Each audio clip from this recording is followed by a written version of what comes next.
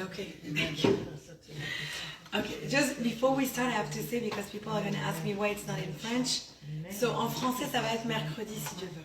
Now we can start in English. Pardon? Yeah. So, it's incredible because the Parsha of the week, we say in Chassidut that it's very, very actual. Parsha of the week has always a connection with what we live today. And in this Parsha, we're talking about Dina, the daughter of Yaakov, when they arrived and they finally settled down. And Dina went to try to make friends, and Shechem found her, the son of Hamor found her, and Shechem raped her. And not only he raped her, but then he kept her, he kidnapped her. So he raped her, he kidnapped her, and then he said, oh, let's get married. And the world around them, the whole city was silent. And this is shocking that, mamash, that's what we're living today. Like no. We have our young women who were raped, unfortunately. They were taken, kidnapped, and they're not letting them come back. And the world is silent. So tonight what I wanted to know, to look into, study the parasha, what is the response? What's the answer of the Jewish people? What a Jewish person is supposed to do when something, a tragedy like this happens? And I think that's so actuality. It's mamash what we're living. It's what we're doing like today, like what's happening to us. And we know the story. The story continues that when that happened, Shimon and Levi, both of them, the brothers, they were 13 years old. And I don't know if you know, but it's from that incident that we know that the bar mitzvah is 13 years old. Because they were men at that time, and we call them men. It was a reaction of a man. So that's when a boy becomes a man. That's why bar mitzvah is 13-year-old, from this parasha. So Shimon and Levi, they went crazy. The father of the boy, Chutzpah, goes to Yaakov, and he tells Yaakov, we have your daughter, and my son wants to marry her. He loves her. After he raped her, he loves her. We have your daughter. So, my people, your people, let's get together, let's get married, our peoples together, your wives become our wives, our men, they become your, we all marry each other, let's be together, like the chutzpah after the rape. And they did not return her, because at night they were like, where is she? And that's when they started hearing people talking about Dina, and hearing what people were saying. So they went to see, that's the story, I'm just reviewing the story, but if you know it, so we can understand better what we're talking about. So then they went to see, Shimon and Levi, they went to see Shechem and Hamor, and they said, you want to marry her? You don't want to return her? At least you have to do the Brit Milah. So the whole city did the Brit Milah. The third day, when they're the weakest after the Brit Milah, they came and they killed all of the city. They took Dina back home. And the story goes in that Dina was pregnant from that. And she had a daughter, and was Osnat, who later on is going to marry Yosef. So that's the rest of the story. But for the moment, they went and they killed everyone in that city. So Osnat is the daughter of Shechem? Yes. Oh, yes. Of the granddaughter, yes. What? Father, it was Shechem. Yes. Shechem is the one who raped Dina. So we see, we have a lot of questions on this. First of all, we ask ourselves, is it justified to kill someone after they rape a woman? Is it justified? Absolutely. I would not kill. So let's see what's the reaction of Yaakov. Yeah, Very that's interesting. it. Yaakov, yeah, you castrate them, right? Yaakov, Cut it. Yeah, let him eat. Yeah. it's interesting because, you know, we said that they're becoming men, and to be a man is to be responsible. Responsible, you can split the world, you know? Response and able. So, meaning your response means that you're capable, you're able to do something. But let's talk about the reaction of Yaakov. So when Yaakov hears what they're doing, he hears that they killed everyone, Yaakov tells them two things. He gets upset on the moment, that's what it seems like. And Yaakov says two things to them. The first thing he says to them is like, why did you do that? Why did you humiliate everyone? You told them to do the Brit Milah. Brit Milah is something that is kadosh, that it comes from Avraham Avinu. It's something that is supposed to be elevating people, and now you made it what? Like a weapon, right? They killed, like they used the Brit Milah to kill them. Second thing he tells them is that, what are the people are going to think about us? We just moved here, like we're neighbors of them. They're all going to come and like have vengeance. They're all going to come and kill us. What have you done? So these are the two ta'anot, like the two complaints of Yaakov Avinu. But we're trying to understand this response of Yaakov. Is Yaakov really upset at his sons or not? What is he really saying? And if we fast forward, there's a parasha that's coming on Vayishlach, the parasha when Yaakov will die, and right before he dies, he blesses all of his children. But when he blesses them, he gives everyone also rebukes, right? He just tells them this, you did that, you did that. When he gets to Shimon and Levi, he tells them, you two, you cannot be next to each other. So every time when you're going to be the two tribes, never next to each other. When you're going to move to Israel and every tribe is going to get like a plot, a land, you two, not next to each other. Because when you're next to each other, you're violent. And that's not a good thing. So we can ask ourselves again, did they do something good or not? Was Yaakov proud of them that they defended the honor of Dina? Or was Yaakov upset at them? It's a very good question because it answers today's war. If someone comes and tries to kill you or rapes our girls, like unfortunately what happened a few weeks ago, what should be our reaction? And what did Shimon and Levi do? They didn't kill just the rapist. They didn't kill just Shem, right? They killed his father. They killed all the men of the city. They destroyed the city. They took all the cattle, all the women, everything. There was no city. They took everything. יאללה, בנימין נתניהו צריך ללמוד ממנו. Yeah, הלוואי שהוא ילמד. Rebbe talked to Binyamin Netanyahu, like he needs to listen now. So we see this big question that when is the time to fight? Like you wonder, when you listen to Yaakov, you almost feel that it's wrong, that what they did, right? So why is Yaakov so upset about them? So you have to understand that Yaakov, no, he's completely agreeing with them. Yaakov agrees that if they raped a daughter, they should be killed. But what Yaakov is saying is two things. Yaakov says to them first, the way you did it was wrong. Don't tell them to do Brit Milah, something that is Kadosh, and then go and kill them. Go kill them. Yeah. They raped her, go kill and save your sister. Good job. Right? And the second thing he tells them is like, he's telling them what? What is the second thing we said? People will attack us. So right away, Shimon and Levi answered to their dad. They said, first of all, there was no time to think. They took her, they wouldn't let her go. It is not the time to think how we do. The first idea that came to our head, weakens them, we can all kill them, both of us. We did it. The second thing is they tell Yaakov, and Yaakov agrees with them after when they answer. If they tell Yaakov, you think people are going to come and attack us? The opposite. Rashi tells us that at that moment, they were saying to their dad, everyone says that Dina, he's a, excuse me the term, whore. Yes. But she's not. She was raped. But people, if we don't react, they're going to say what? Oh, it's Dina a problem. Oh, it's the girls, the way they were dressed, that's their problem. Chas v'shalom. You don't touch a Bat Israel. You don't touch a Jewish girl or any other girl. You don't touch. So that's what they were telling their dad. They said, Daddy, that's not true. Now people are going to fear us because Yaakov was worried. He was worried that they just arrived in Eretz Israel and he knew Hashem promised them Eretz Israel, but he wasn't sure if it was the time or not the time to now show that it's ours. But Shimon and Levi, they took matters into their hand and they said, that's ours. That's what we do. And Yaakov said, you're right. So the question is that why, when he comes to Vayishlach, he screams at them again. He rebukes them again. Why is he saying again, you two together, you're violent. We have to split you. So we'll answer that in a minute. Before we go to that, I want to discuss a big fight in the Torah, in the commentaries, between the Rambam and the Ramban. Two different tzaddikim. Rambam with a mem, Ramban with a nun. Two different, I know it sounds the same, but one is a doctor and the other one is a rabbi. Yes, so they both argue on this. They say, the first one is saying, what's the rule in the Torah? What's the halacha? What's the law? If someone comes and attacks you, do you kill everyone else or not? If Hamas comes and kills your people, do you bomb Gaza and civilians and everyone or not? That's the question we ask. And the question is asked before that. Who asked this question before that? Avraham Avinu. When Hashem told Avraham Avinu he's going to destroy Sodom and Gomorrah, What did Abraham say?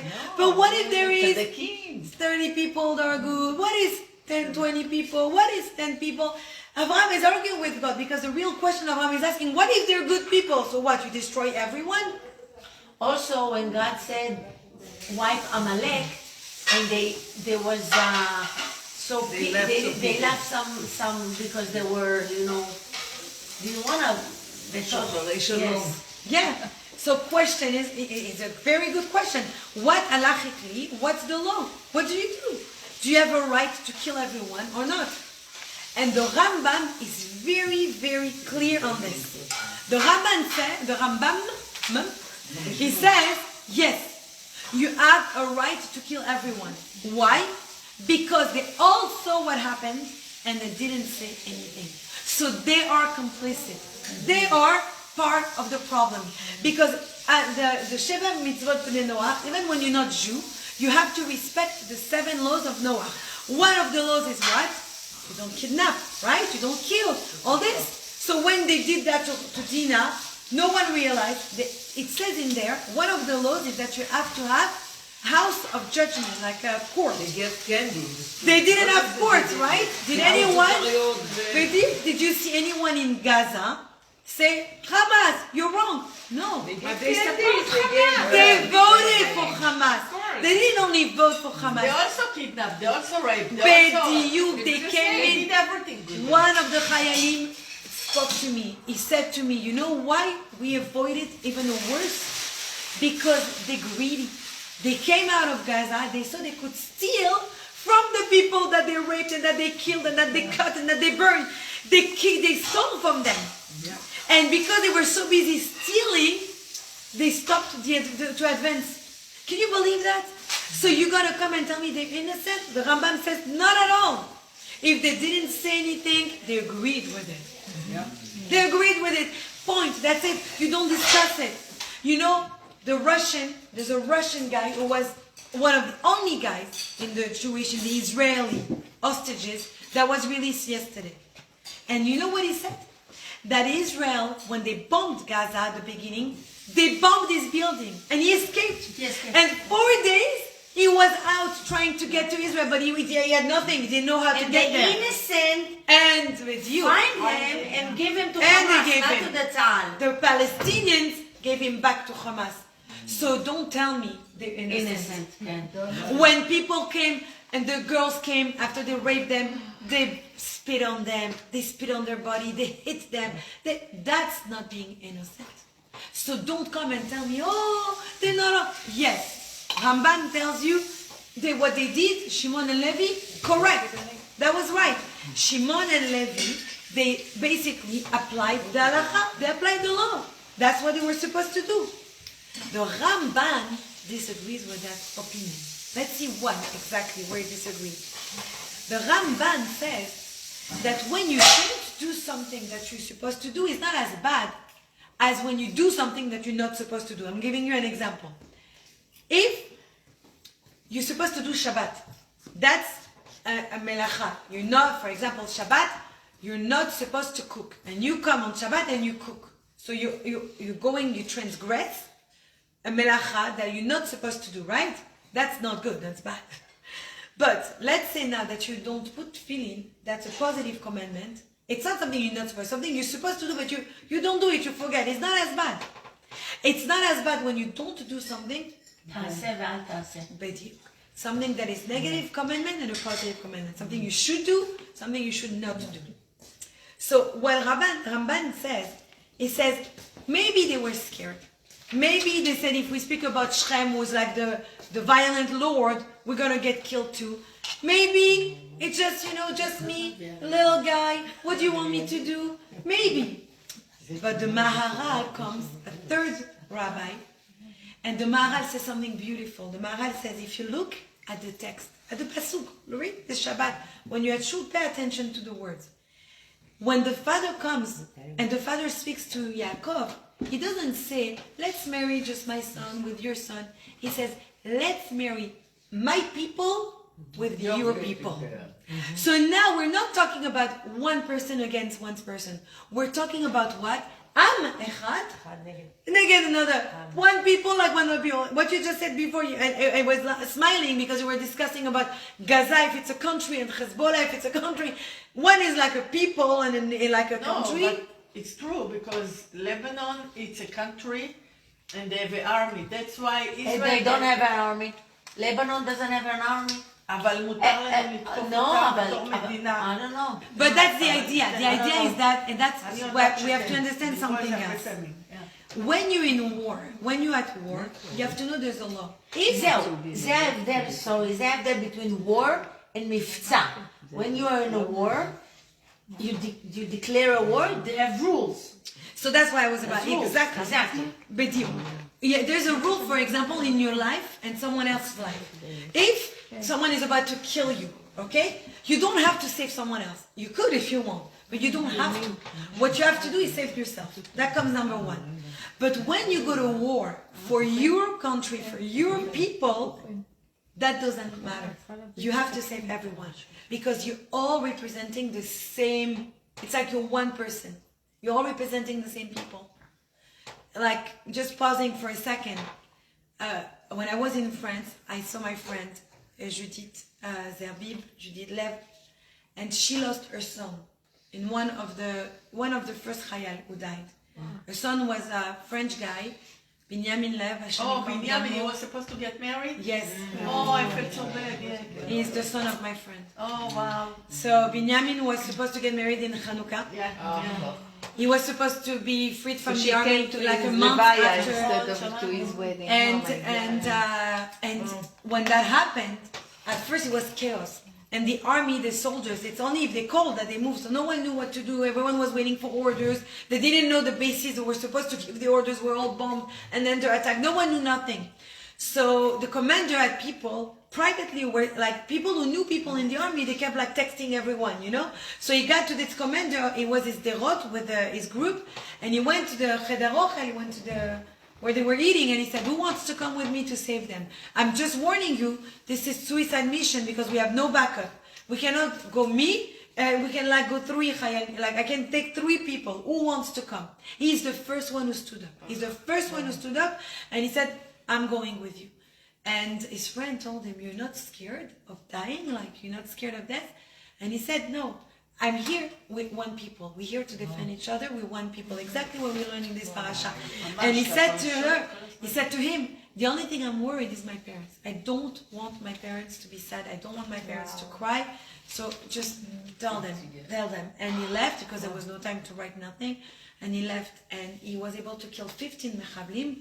And then his friend, and it's exactly, mamash, like we're saying things, but these are stories we just had a few weeks ago. And his friend got hurt, and he got shot, and the bullets were flying, his mom was telling, the bullets were flying all over, and he still went, and the commander said, "Leave him, you can't save him right now." And he said, "I'm not leaving my friend," because they were like afraid that they would like kidnap him. So I'm going to tell you something that they didn't say yet. It's something very private that they just told me. So they went. He went to get his friend. He got shot in the stomach, and they had to take him to the hospital. So the commander said, "Take him to the hospital to his friend." And there was a car. And first he told the car, take the soldier, take the chayal to the hospital. And the driver was not talking. And said, He said, "Okay, so take him. And then at the last second, the commander said, "You know what?" He said to his the friend, he said, "Go with him. I don't know this guy. I don't like him. Go with him." So the friend went with him in the car, and the guy starts driving towards Gaza. It was Mechabel. He was a terrorist, and he was trying to take more chatufim. So thank God the Chayal like immediately screamed, got him out of the car. You know, they were able to get him. They didn't kill him. They got him to jail, and unfortunately we know when they go to jail, whatever, no comments. But they took him. And they were trying to get the body, and the father was crying, and the father was saying that in the horrible moment that they're living through, at least they have the body, and that's Hashem. Like it's a kindness from Hashem that at least they have the body of their son. So that's what we're talking about in this parasha. The discussion between the Rambam, the Ramban, the Maharal. We're living it. We're living in It's nothing. amazing. The last few weeks with the Parsha, Yeah. it's Word it out. One-on-one. unbelievable. Yeah. Since it started, Yeah. it's like everything what happened. It's insane. It's insane. Yeah. Like in this parasha, for example, we see that Yaakov also, I skipped, but Yaakov at the beginning of the parasha gets ready to fight Esav. How does he get ready? 3 ways. He sends him gifts. After the gifts don't work, what does he do? Mitpalel. He prays Hashem, and then he prepares himself for the fight, for the war.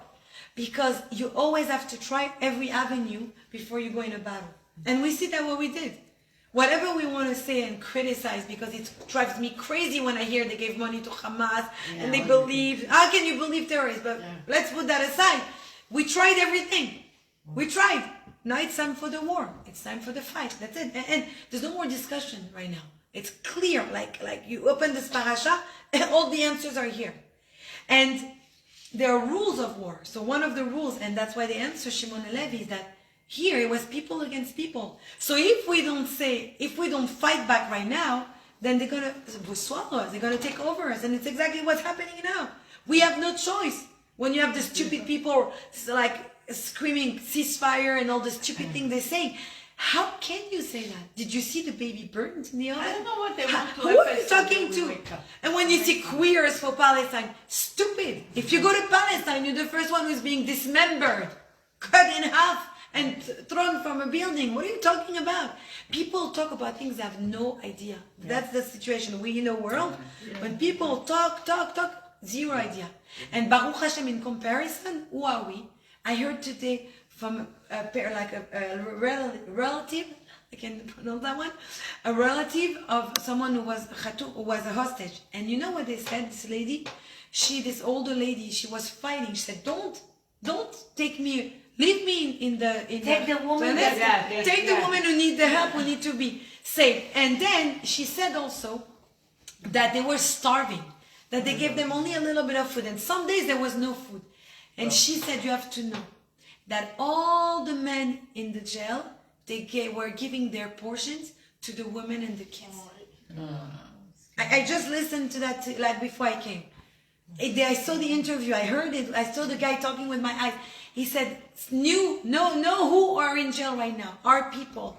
They give their food to the other ones because they said it's better that they eat than we eat. Who is like us? Who is like us? Who is like us? Like movie, they don't make movie that is such a this. You cannot make such a horror movie. It doesn't exist. Too much. That's too much. And you know that's our people. This is the rules that we have. The rules of war is that we also have to have compassion. You know that in halakha, in war, in the rules, if you go to a rabbi and he gives you the rules, for example, there should always be an escape route when you get you fight a people. Why? Because they need to keep hope, and you need to keep some compassion for them. And you need to give them hope so they can come and make peace. It's like crazy. Where do you see that? And from where everyone is giving us lessons. Who's giving us lessons? America, Russia, all like China. Who's giving us lessons? Syria, Turkey. People who all like, you think, please, do you think America think, let's not kill civilians? They bombed everywhere, everything. Turkey, they killed the Armenians. They did. Yeah, Russia, they're like attacking and killing Ukrainians.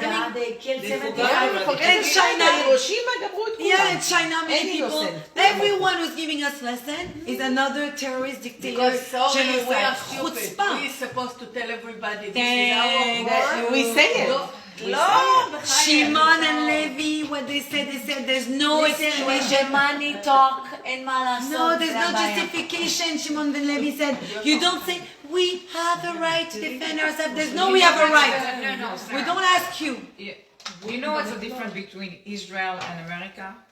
Is that Israel needs the support of America. That's why Golda Meir, what did she say?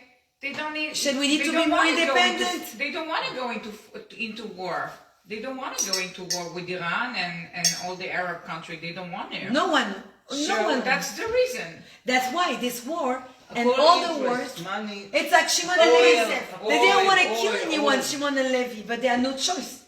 It's like, that's what they were explaining. Like, when someone comes, rapes your girls, and everyone around stays silent, you have to go defend. And we see that a few weeks ago, when they took Avram's nephew Lot as a hostage, what did Avram do? He went, this battle, 5 kings against 4 kings, and they fought. Avram didn't need to go to the battle. Avram could have stayed home and sent people. Everyone was respecting him. He could have sent a message and they would have come and returned Lot. But you know why he went? Because Jewish blood is not cheap. Jewish blood is not cheap. When they come and kill you, you have to put them back in their place. They have no choice. You're fighting now for the survival of Eretz Israel, of the Jewish people in all over the world. Because everyone, look at all the anti-Semites, like rats, like joking. They're all out watching. Bediuk. They're all out. We're like, what do you say joking in Hebrew? Joking. Cockroaches. They're all like, you see all of them. They all come out. You know what it reminds me? It reminds me of the story of Purim. When Purim started, what happened? When they had the decree between Purim, all the anti-Semites came out. Look at the Megillah. What does it say? One day they killed, after the decree was annulled. Why did they all need to fight? Because all the anti-Semites were still out. So they had to kill all the anti-Semites that came up because of the decree. The decree was annulled. When a man was killed, the king said, okay, but they still had to fight. Because they all come out. So let's have a look and let's remember, please, soon it's Hanukkah. There were a lot. We were little. Who won? Us. Who died? Them. Purim. Who won? Us. Who died? Haman. Go for it. Pesach. It's not just food all our holidays. It's mamash victories.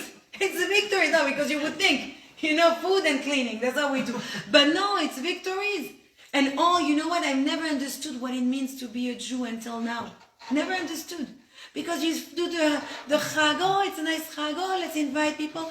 But you don't understand that it's your survival that you're actually celebrating. That's the chag you're celebrating.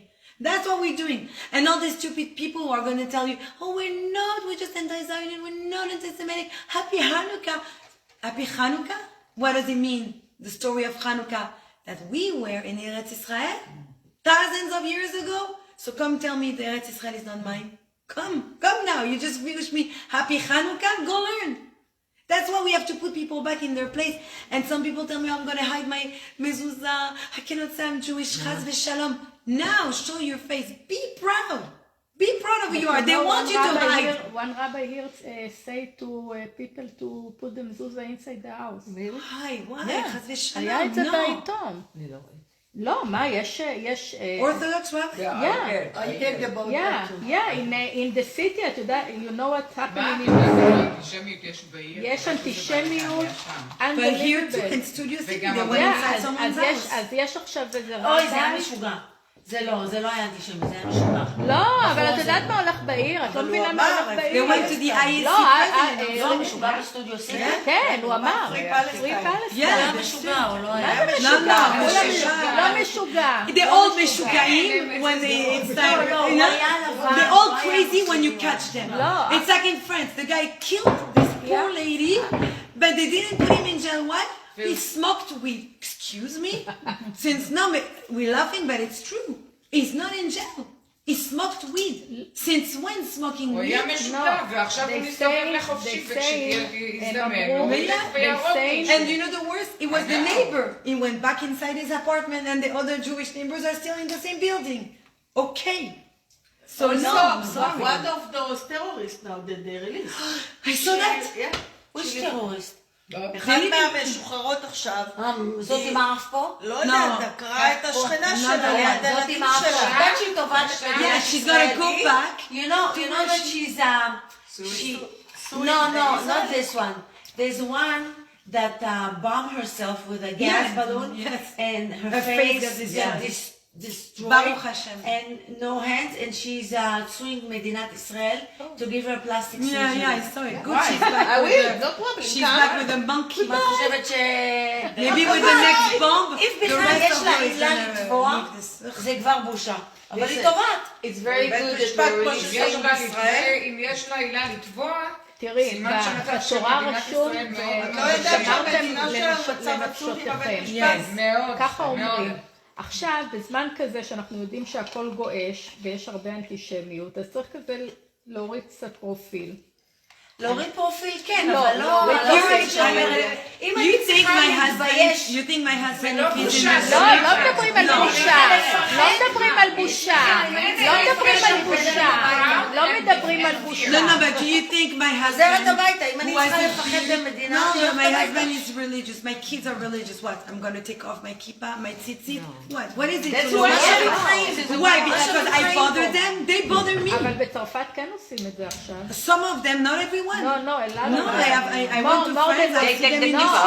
I have relatives there. They live I don't, in I'm not the telling you go to the hood with everyone who wants to kill people and be there like this. No, No, but they saying Don't be what's stupid, happening but- now. What's happening now that I read in they saying that it will be that's what they thinking. The rabbi, a lot of the rabbi here, they saying that it will be pogrom. But trust me, they don't need But to you know. know, They know back it's then, Jewish or not. back then, if you go to the Shoah.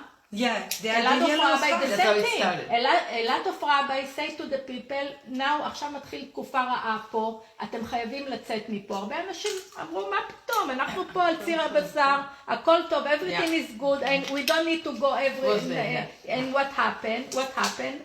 They stuck there, and the people lived, it wasn't smart they lived, and the people that stayed, killed. But You know, and what you're saying that we need to live where? Israel. To Israel. כן? Obviously. כן? I think so. אם אני The צריכה, Rabbi always said that Israel no, is the safest if it place. will happen that I need to But take he didn't go there. He What? did not go there. No, Because he said once he's there, he cannot go out. And his That's mission what here a lot of rabbis is not believe done. And in now he that. said he's like a doctor. He stays at where all the sick people are. And back in the days, here was a lot of assimilation. He was, the Rebbe is the one who's really revived to Judaism, like Yahadut, Judaism here. So also that's why. But to go back to answer the second question is that we ask ourselves, so if Yaakov and if we see that they were right to kill everyone, right? And they were right to do what they did. So why before he dies, we see again that he rebukes them and he says, you too, you cannot be together because you're violent. It's like, it's strong. What did he say? Because in the meantime, there's another story that happened. Shimon and Levi, they were not nice to Yosef, their brother. And because of them, Yosef had to be exiled, and Yosef had to be sold, and Yosef suffered far away from his family. So what Yaakov was telling them is that the first time you acted like a violence, it was for the family. It was for a good cause. The second time it was against. It was not good. Because you need to ask yourself, when you go to war, whether you win or you lose, you have to admit that it's changing you. It's changing you. So you have to always remember why you're fighting. Are you fighting because you're saving the people, you're saving the honor of your sister because it's the right thing to do? Or just because you have you want to kill and you're just using that? It's very important. Don't become like the enemy. Don't become like them. And it's very difficult because we see what they've done. And I've loved, I don't remember who said that, but like all the stupid questions that the journalists asked, they asked one of the Israeli representatives, they said, so is it proportional the way you reacted? And he said to them, what's proportional? You want us to go burn their babies, rape their women? It's like kill them and dismember them? What do you mean proportional? It's not proportional. So we are not like them. We will not become like them. And that's why, even if it drives us crazy, it's a great thing that Baruch Hashem, we have rules in the army. Because it keeps us human. It keeps us mamash with a moral. And there's no better army than the IDF. There's no more moral army, more moral, whatever you say. Like I have a potato in my mouth, but mamash, there's no more better army than the IDF. There is no better army, but look what happened. 10 hours, where were they? I'll tell you what By the happened. way, אומרים לא, כן, אבל גם שיבשו להם את כל הקשר. לא קשור לשם. לא, זה אמר טלי, זה זה הכל אמר ממש, שלמה. אין לזה את כל הקשר. I'll tell you, what happened October 7th is a sera. Sera means there is no explanation, you can't explain it, you can't. One thing I'll tell you, they had warnings, know what they say. They had warnings and they ignored the warnings. So one thing that is true is that they they made a huge mistake, and the mistake is called arrogance. Arrogance. The mistake Ignorance. is called that you think you're the Yeah. strongest person on earth, and you forget that it's Hashem. Any second. So that's when you think about that, when you forget where it's coming from. And that's the problem. They thought they're almighty because they have this and they have that. And they're telling them, there's a chayalet, she says, I heard the interview, she said, we told them. They said, if you say it again, if you keep bothering us, you go to jail. They were arrogant. That was the mistake. So I am not in the army. I cannot pretend to know and to explain everything because we don't know everything. So it would be arrogant of me to pretend to know. But for sure, there was a mistake of arrogance. For sure, they forgot that everything is Me'elokim HaKadosh Baruch Hu, and you cannot just rely on things. And unfortunately, it's a horrible lesson that we've learned with a heavy, heavy price. But there's no explanation to that. Eli Wiesel, he went to see the Rebbe. He said, how do you explain the Holocaust? Right? He said, after the Holocaust, I cannot believe in Hashem anymore. He told them, he said the Rebbe. And the Rebbe first paused and cried with him because he felt the pain. And then the Rebbe said, after the Holocaust, how can you not believe in Hashem? Who do you want me to believe in? The Nazis? Humans? Who? There's no other thing than HaKadosh Baruch Hu. And all our lives, we had shiurim, lessons about emunah, about bitachon. Now is the time to put it into practice. Everything that you learn. A SWAT team. You don't call them, hey, there's a terrorist. Oh, wait, let me learn how to shoot my gun. Not at all. Every day they train. Every day they train, they know what to do. So, same thing with us. Every day we train our emunah. Every day we train our bitachon. Now is the time to take all the reserve that we have and apply it into our lives. Now. It's now. Now it's the ultimate fight. And let's pray that HaKadosh Baruch Hu sends us a Mashiach Tzidkenu, because that's the only answer that I see. Mamash, we need the Mashiach now more than ever. Amen.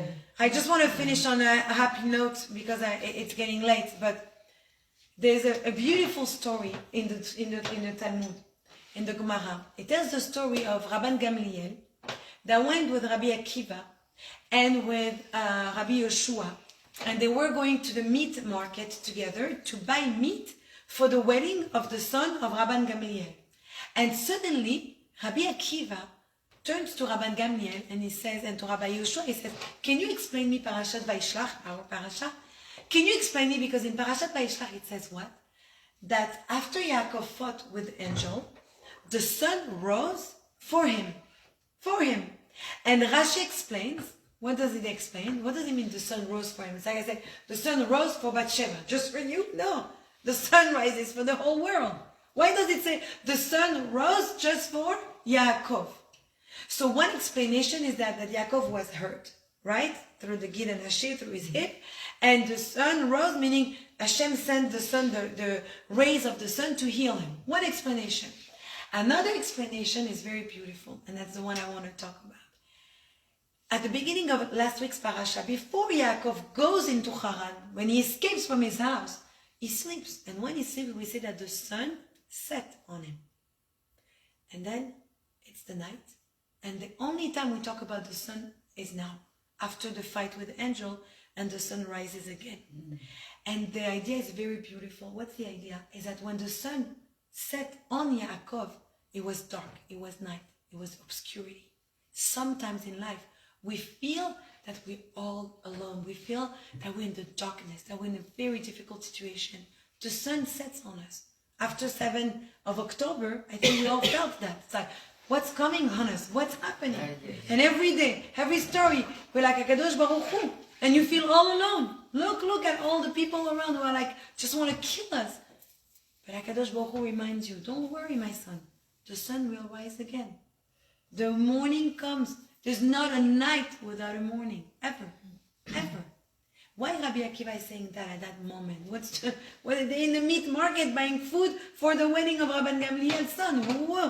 What are you talking about? Because that moment in Jewish history was a tragic period. That moment the Romans, they killed so many Jews. It was also a genocide. It was a genocide.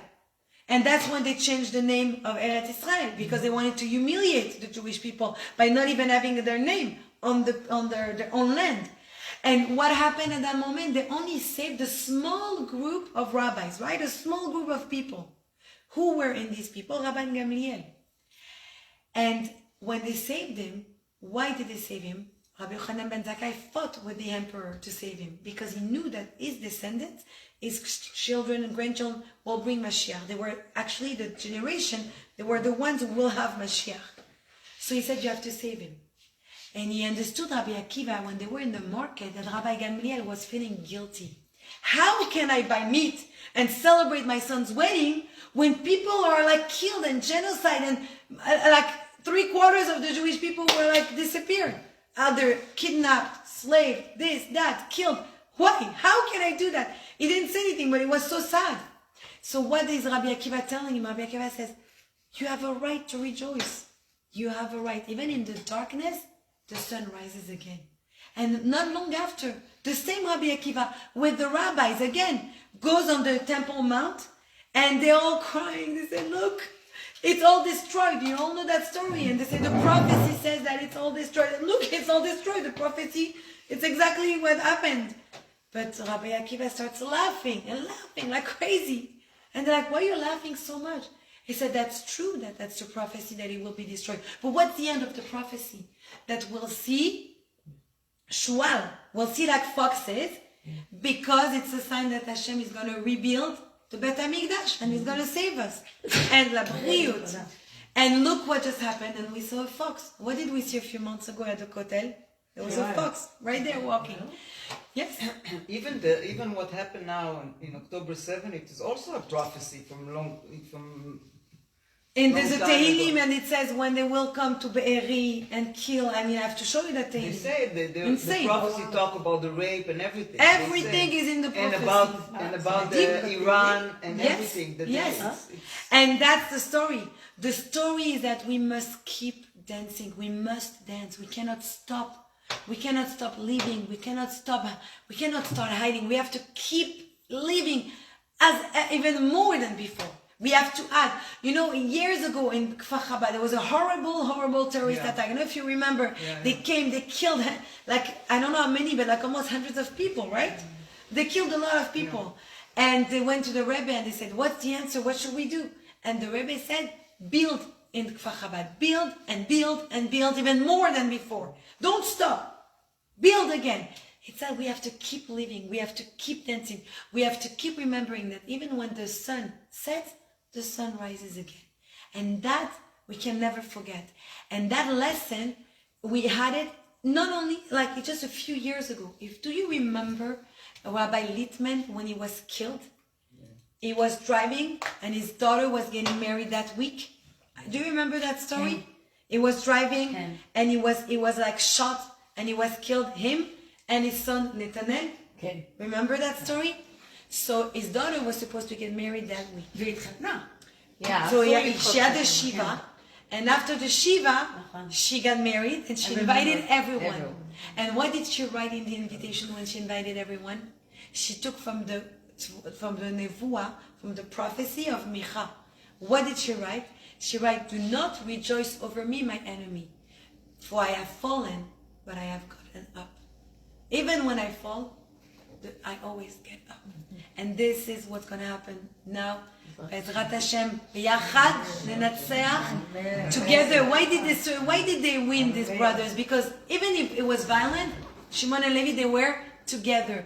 When we are together, when we stop with the fighting, when we stop with the division, when we b'yachad nenatzeach, we will win. The second we were b'yachad, we already won. I'm telling you, you'll see Be'ezrat Hashem that this will be the last war. All the chatufim, all the hostages will come home. And Be'ezrat Hashem, Mirza Hashem, will have Mashiach very, very soon. Be'ezrat Hashem. Do you want to say something to heal him for the hostages? I have. Oh, we can mechalek? Okay, thank you so much. I'm going to turn off the camera. Sorry.